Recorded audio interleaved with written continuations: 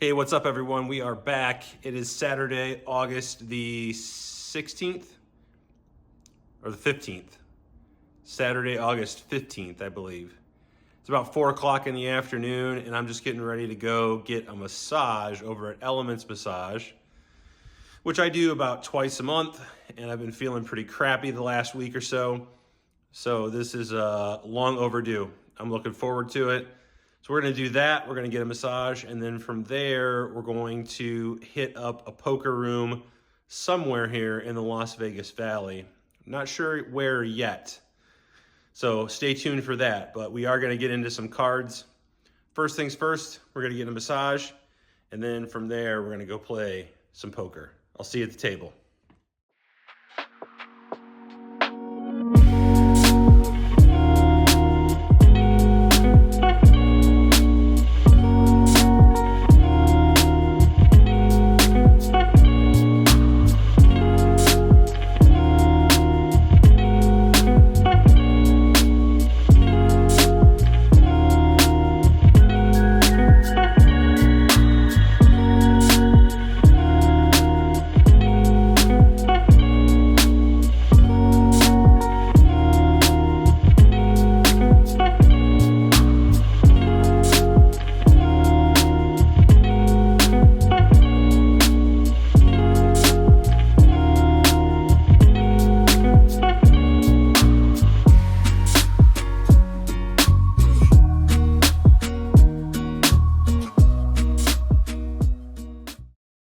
This is a new table. We've only been playing for maybe 2 or 3 hands when I pick up ace 7 of diamonds under the gun. Let's go ahead and get this party started. I raise it up.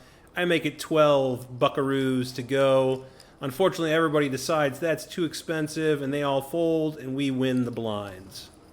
From a non-premium suited ace to a premium suited ace, we've got ace king of hearts in the cutoff. Raising this up, I make it 12 to go. Everyone folds, and we end up winning the blinds again. Dealer takes some time here to clean the cards. For whatever reason, there must be some junk on them, and then we move on to the next hand. All right, we pick up pocket fours. We are in the big blind here, and it ends up limping around to us. So we get a limp under the gun. We get a limp in the cutoff, and then the small blind decides to go ahead and limp, and I check my option here. So we're going to go 4 ways to a flop here. I'm hoping for a big blind special. I want to see a 4, dealer. One time. Can we get a 4? No. We see queen 6-5 with 2 hearts. Checks around to the cutoff, who makes it 15, and everyone gets out of the way. All right, we've got pocket 9s under the gun. Let's go ahead and see if we can get some action. I make it 12 to go. And yet again, it folds all the way around and we end up winning the blinds. All right, things are starting to pick up at the table. We've got the $6 under the gun straddle on. I'm in the small blind and I see queen 10 of clubs. Folds over to me, and I'm going to raise this up. We've got 2/5 of a royal flush. With the straddle on, I make it $18 to go. Straddler thinks about it for just a moment, but decides $18 is a good price, so they put in the call, and we're going to go heads up here to a flop. Flop is not particularly great for our exact hand. We see king 3-5, all spades. I decide to go ahead and check here. Straddler bets pretty quickly, and I go ahead and just fold my hand. Hand is mostly relevant from a metagame perspective. I have queen 8 of clubs. I end up raising this in the cutoff to 12 bucks, and it folds to the big blind, who shows me 1 card and folds. This player had been doing this repeatedly throughout the night, which plays into the dynamic on some future pots that I get involved in, and I choose to show him 1 card as well. Pick up another premium. We are in the low jack and we see pocket kings. Hopefully we can get some action this time. I make it 20 to go, and the player to my left in the hijack puts in the $20 call. Folds over to the big blind, who puts in the $20 call as well. So we're going to go 3 ways here to a flop. Flop comes down pretty good for our pocket kings. We see Jack 9-6 rainbow. Nothing too scary out there. There's some straight draws that we can get value from. There's some Jack X holdings we can get value from. So when the big blind checks it over, I go ahead and put out a $40 bet here. Probably could have went a little bit smaller on this exact board, but as played, I make it $40. The hijack player thinks for just a little bit, but decides $40 is too expensive for their hand, and they eventually let their cards go. Big blind doesn't think too long here before folding as well, so we take down a small pot here with our pocket kings.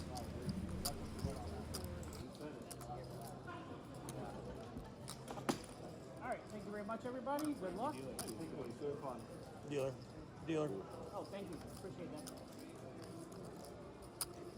We pick up another very playable hand here in middle position, and it folds to us. We've got ace jack of diamonds. I go ahead and make it $15 to go. Folds over to our friend in the button that likes to show us one card when he folds. This time he decides to go ahead and call in position. Folds to the big blind, who decides to put in the $15 call. So we're going to go three ways here to a flop. Dealer's going to sort out some change for the drop, and then they're going to go ahead and put out a flop for us, which is pretty good for our hand, giving us top pair, top kicker. We see Jack 4-6 with two clubs. Big blind checks it over to us. I'm going to be betting here 100% of the time. We can get called by a lot of draws, a lot of worse jack holdings.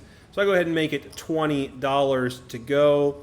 Button doesn't think too long. It just puts in the $20 call. I expect he would be doing this with a lot of different types of hands and floating here on this flop. So when we see the 10 of spades on the turn, it shouldn't change too much unless he has exactly Jack 10. So I'm going to continue betting here for value on this card. I opt for a sizing of around half pot. I make it $45 to go here. The button player thinks for quite some time here on this bet. When they're tanking on the turn card here, I think we can rule out hands like two pair. We can rule out sets. I think they pretty much squarely have either a weak jack or they have a flush draw. So hoping for a non-club river here when they put in the call, and that's what we get. We see the jack of hearts giving us trips. So I think we can clearly continue to bet here for value on this river and hope that the player has a hand like Queen Jack or King Jack, maybe even a hand like Jack 9 suited. So I go ahead and put out a bet here, and I make it about $75 to go on this river. This puts the player in the button into the tank. They're thinking for quite some time here about their decision. When they're tanking, I'm just praying for a call here. I know we have the best hand and I want to get value. Unfortunately, that is not the case. That's not what happens. They do decide to go ahead and put their hand into the muck. So we end up taking down this pot. And as I mentioned earlier, there was a dynamic between us where he had been showing me hands when he folded, or he had been showing me one card when he folded. So I opted to return the favor here. Once he folds, I show him the ace of diamonds, just kind of leaving him in doubt as to what I had.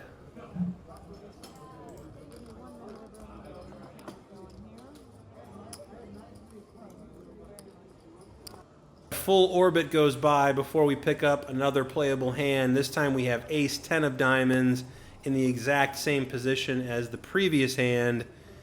The $6 straddle is on under the gun straddle. I make it 12 to go. It's a mistake. I should be going to 18 or 20. Cutoff calls the 12. The button calls the 12. Small blind calls the 12. Surprisingly, the big blind folds, but the straddler decides to go ahead and put in the additional $6 as well. So we're going to go 5 ways here to a flop. Flop gives us top pair, top kicker yet again. We see 10, 9, deuce with 2 hearts. Pretty dynamic board. We've got straight draws, flush draws, When both the small blind and the straddler check it over to me, I'm going to keep betting here. I think we rate to have the best hand. I make it $30 to go. Cutoff puts in the $30 call pretty quickly here. And the button puts in the $30 call pretty quickly as well. Small blind gets out of the way. The under the gun straddler does think for some time here, though, before deciding to fold their hand. Not sure exactly what they were thinking about or what they had, but they do eventually let their cards go. So we're going to go 3 ways to a turn, and I'm just praying for a low non-heart turn. That's exactly what we get when we see the 4 of diamonds. I think we would have heard from sets. I think we would have heard from 2 pair on the flop. So I think we still rate to have the best hand here. I want to continue to get value from hands like King 10, Queen 10, Jack 10, and from straight and flush draws. So I make it $90 to go here on this turn card. This gets the cutoff out of the way pretty quickly, folds. Now it's heads up with the button, who's the same player as in the previous hand. For some reason, this gentleman just does not believe me. He thinks we are bluffing and we just don't have it. But this $90 bet puts him well into the tank. So he is going to think over his options for quite some time. When he goes into the tank here, I pretty much squarely put him on a flush draw. I don't think he would be doing this with a straight draw. I think he's pretty much probably drawing to the nuts with a hand like Ace-X of hearts. So I'm hoping for a call here on this turn. The longer he tanks, the more I feel comfortable that we are well ahead of his holding. So I want to get some action here. I want to see him put in the call. While he's thinking about his options here, I think this is a good time for all of you vlog watchers and viewers to give me a like on this video, hit that subscribe button, and hit the notification bell so you don't miss future episodes. I appreciate all of your support. If you want to watch me get into crazy multi-way hands like this with top pair, top kicker, hit that like, hit that subscribe, hit the notification bell. We get the call. We're going to go heads up to a river. I'm praying for a non-heart river. Pretty much anything other than a heart, a queen, or a jack, and I feel pretty comfortable that we have the best hand. And that's exactly what we get when we see the deuce of diamonds. It does pair the board, but again, I don't really think we need to worry too much about full house holdings. I think we would have heard from a set on the flop or the turn. So I want to keep betting here. I'm going to go for about a half pot size bet sizing. I make it $150 to go. If he does have a 10x hand, I think he's going to be compelled to call here. He may also think we're bluffing with this sizing as well, although it does look very value heavy. He does think about it for some time here, and I again am praying for a call, but he decides to let his hand go. And we cheekishly show him the ace of diamonds just like we did in the previous hand. We take down this $483 pot.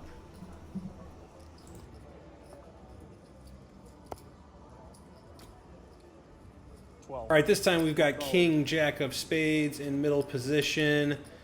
Folds around to us. We decide to go ahead and raise this up. I make it 12 to go.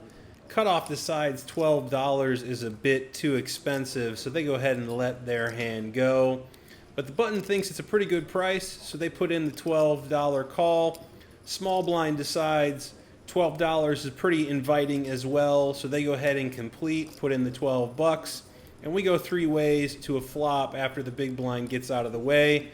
We see 6-4-3 with 2 spades, giving us 2 overs and the second nut flush draw. When the small blind checks, I decide to check here and allow the button to bet. He'd been playing pretty aggressively. He takes the bait, puts out 16 big ones to go here on this flop. Small blind decides to get out of the way, and then the action is on us. The decision I have here is whether to just call or to raise here on this flop. I think we can represent sets, we can represent big draws like the one that we have, but we are getting a very good price to just go ahead and call and see a turn card. So I decide that the price is right, and I put in the $16 call. So we're going to go heads up to a turn. Turn gives us the 8 of diamonds. I go ahead and check it over to the button here again. The button pretty quickly checks back, and we see the 7 of spades peel off on the river, giving us the second nuts on this board. Any 5 completes a straight now. I want to get value, so I'm not going to be checking here. I decide to put out a little bit of a larger than half pot size bet of $55 on this river card. This puts our opponent on the button into the tank. Seems like they have a pair or they have a hand that they feel might be good here, like 2 pair, possibly like 8-6. They say, well, I guess the spades did come in, and eventually they decide that the price isn't right to put in the call here on the river. So unfortunately, they let their hand go. We take down this pot, and we win with our flush. We've got the pocket rockets, the aces. We are in the big blind, and we see an early position under the gun raise, followed by a middle position 3-bet to $40. The middle position 3-better has only got about $200 to start. So when it folds around to me, I'm going to be raising this. I'm going to be putting in the 4-bet here. I want to get all the chips in the middle here. We've got the best starting hand in No Limit Texas Hold'em. I'm thinking about my raise size. I don't know if I want to just go ahead and say all in. It looks a little intimidating when you do that. So I get a read on exactly what he's got left, and I go ahead and put that in the middle.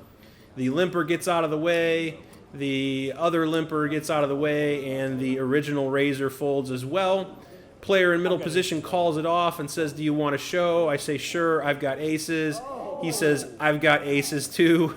And the board ends up running out clean, so no blood is spilled here on this hand. But unfortunate there that we end up having to chop this pot when we felt we had the player right where we wanted him.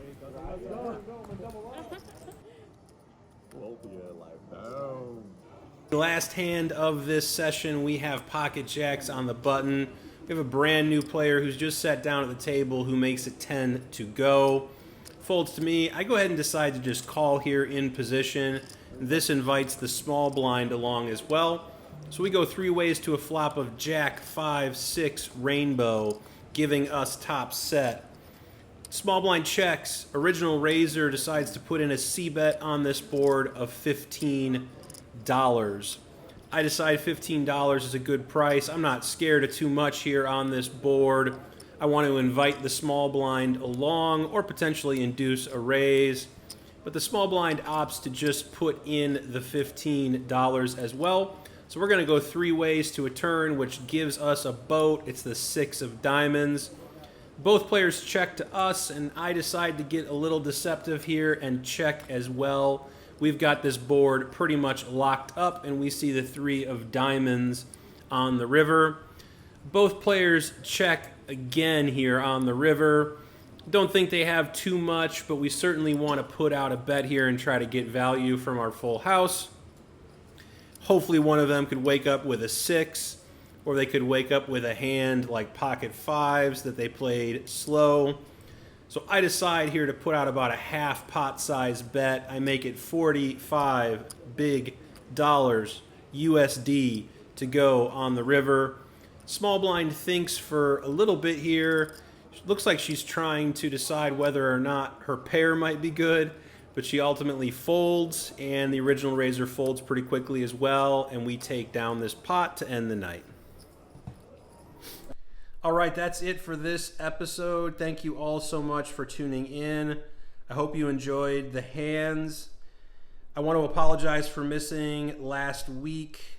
I was sick and I wasn't able to make it to the poker rooms and get in any playing for that whole week. So Didn't have any footage to make a vlog, but I'm feeling much better now, and I will be more regular about posting a main vlog every Monday. I usually release it at Monday about 6 a.m. Pacific time. So moving forward, stay tuned for that. I try to get 3 YouTube shorts out on a weekly basis as well, so if you're not watching those, please do check them out. For this particular session, we were in the game for $400, and we cashed out for $647 for a profit of $247. I'll put the totals up here or over here somewhere like I usually do. So we booked a nice little win. Always good to book a profit. I will see you all in the next episode. If you haven't already, please do hit the like button. Please subscribe to the channel and hit the notification bell. Be well, and good luck at the tables.